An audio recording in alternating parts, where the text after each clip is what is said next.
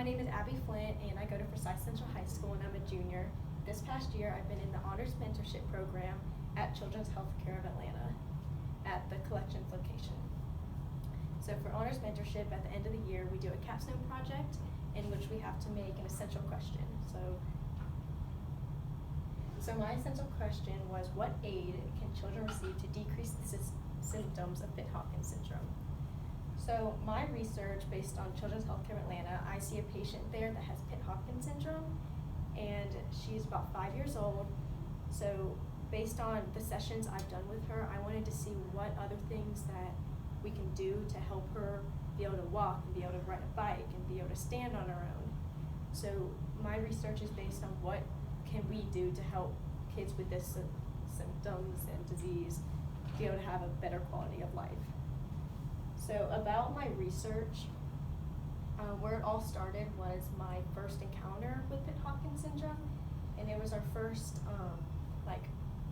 it was my first session with her, and there were some eye openers the first time I saw her.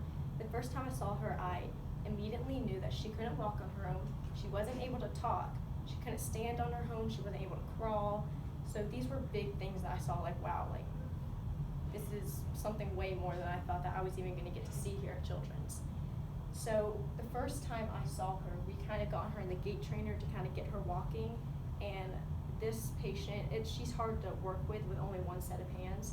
So my mentor, she wasn't able to do anything really without having another set of hands. So ever since I've been there, she's been able to do way more PT exercises with different pieces of equipment to help her. So the first time I was there, we got her in the gait trainer, which is a little thing that helps her walk. She can like kind of kneel down on it with her hands, and it kind of hugs her hips.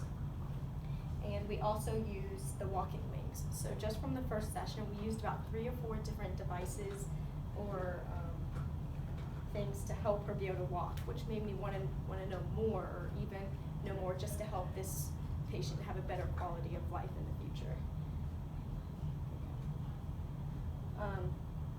So after kind of the first appointment, I started digging in and doing some research, and my first sort of key part of my research was asking my mentor questions for the first few sessions that I saw her.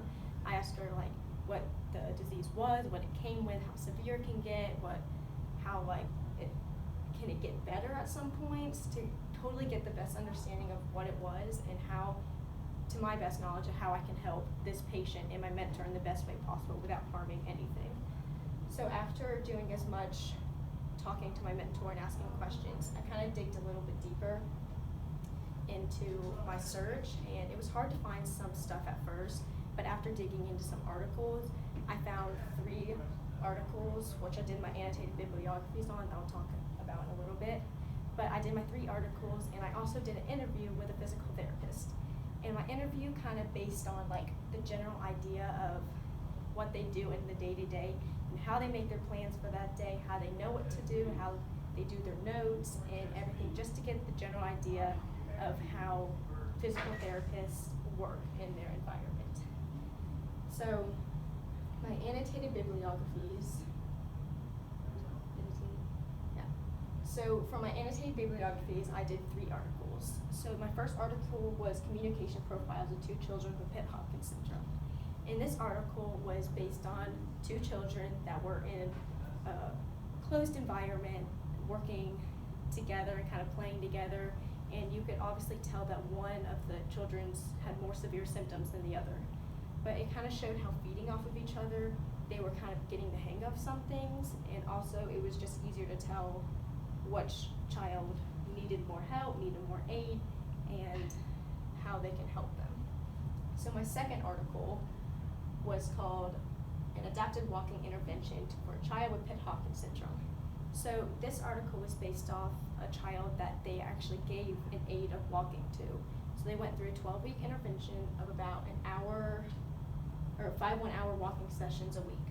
So they would give her a walking device to help her, and eventually it became easier and easier for the child, just proving how well like the aids for children work for this symptoms. And from personal experience with Harper, I knew that every week she got better and better with riding a tricycle, riding we're using the walking wings, all of that, she got so much better every week.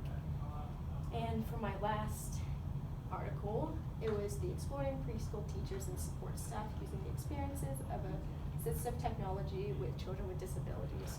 So this article was kind of a general idea of ATDs, which are any item that uses support or that uses anything that can help or increase or maintain or improve the capabilities of someone with disabilities. So in our case, it would be the walking wings, the straight chair bridge, anything that we use to help her.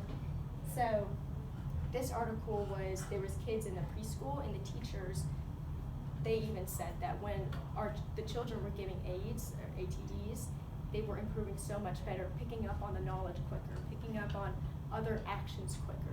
So it just proves that having these aids of whatever it is, any kind, it helped the child so much better to improve their life and how to help the symptoms of what they're experiencing. So, and then throughout the year, we've also been doing our blogs, and the blogs include they're kind of updates on every week of what you're doing at your mentorship. So like an example blog would be, how and what ways are you helping your mentor? Have you learned anything? Have you considered anything you can do to help your mentor out better? So they're all little things of what you can do better for your mentor. And it's also included my annotated bibliographies. So this is kind of like my journey through honors mentorship with Children's Healthcare of Atlanta. So overall, through my experience, I've learned so much about helping children, how it's helped me learn an environment with like a professional experience with being with them. And it also has just taught me so much about the healthcare, because I've always wanted to go into healthcare of some sort, pediatrics. So this has really helped me like decide like this is something that I really enjoyed doing. So thank you.